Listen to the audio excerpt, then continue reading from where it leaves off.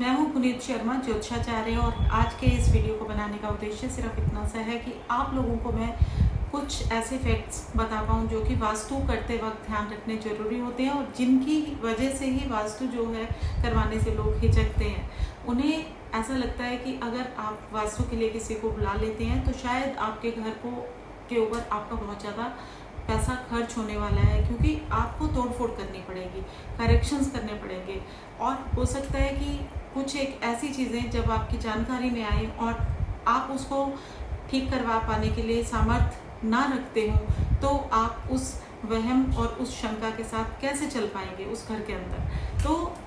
आप लोगों को सबसे पहले मैं ये क्लियर कर दूँ कि वास्तु को ठीक करने के बहुत सारे टूल्स हैं और वास्तु को चेक करने के भी बहुत सारे तरीके हैं। वास्तु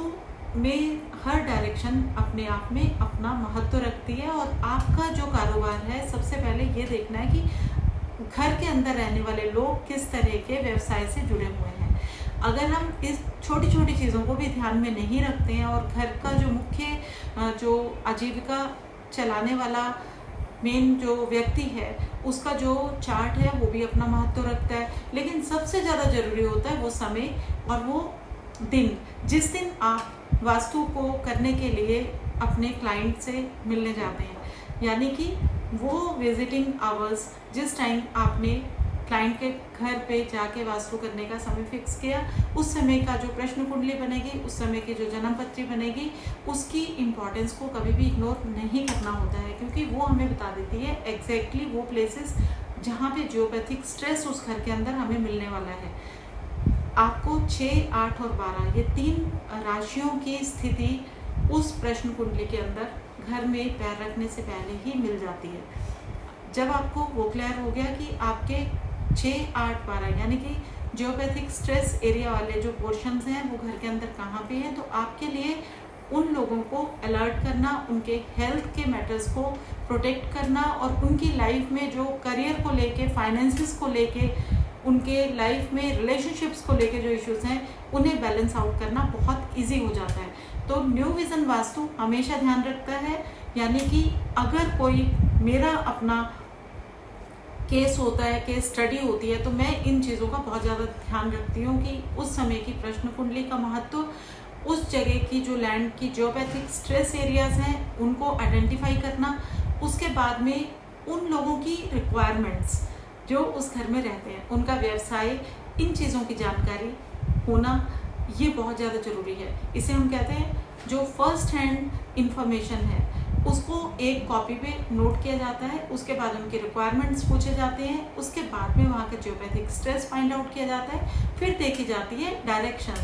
डायरेक्शंस के अंदर अगर इम्बैलेंस मिलता है उस इम्बैलेंस को क्योर किया जाता है। तोड़फोड़ नहीं करवाई जाती, तोड़फोड़ कभी भी किसी समस्या का समाधान नहीं होता है। करेक्शंस के बहुत सारे तरीके हैं, हम कलर थीम से चीज़ों को ठीक कर सकते हैं, हम अपने घर के अंदर के ही फर्नीचर को इधर से उधर करके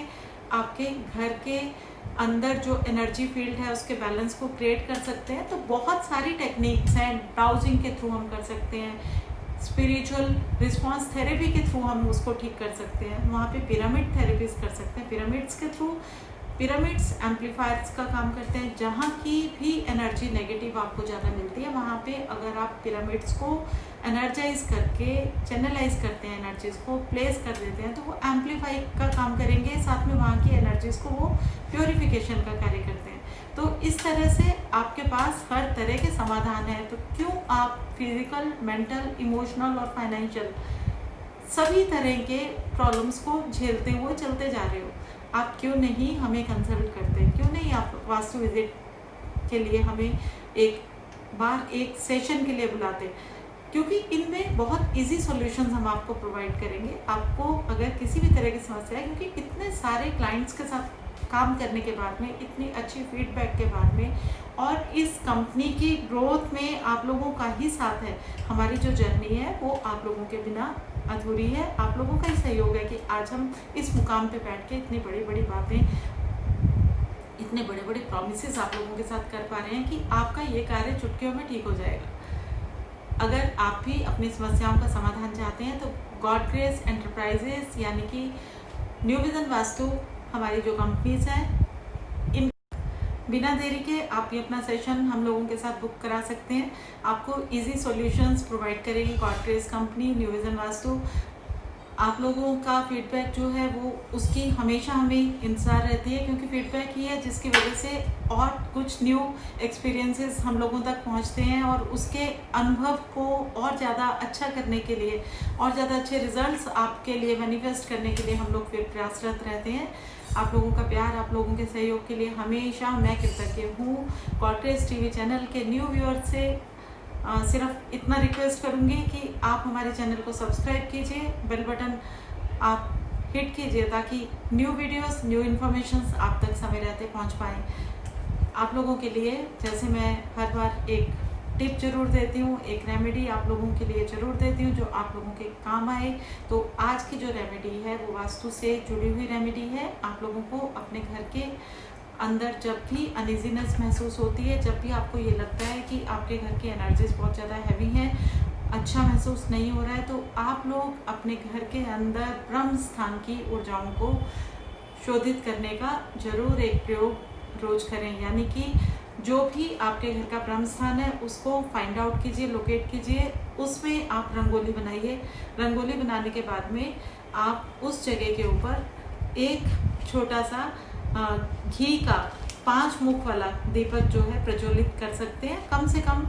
5 या 11 दिन। इसे करने से ब्रह्म स्थान की ऊर्जाएं जो हैं वो आपकी शोधित हो जाएंगी, और कम से कम आने वाले 3 या 4 महीने तक आप उस घर के अंदर बहुत ही एनर्जेटिक फील करेंगे और आप स्वस्थ महसूस करेंगे अपने आप को। तो ये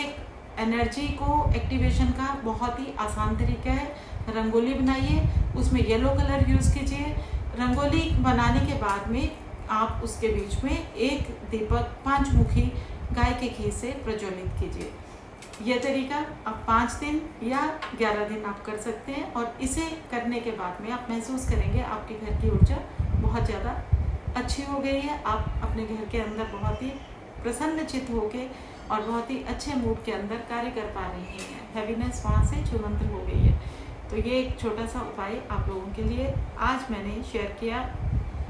आप लोगों का मंगल हो, शुभ हो। फिर मिलेंगे। नमस्कार।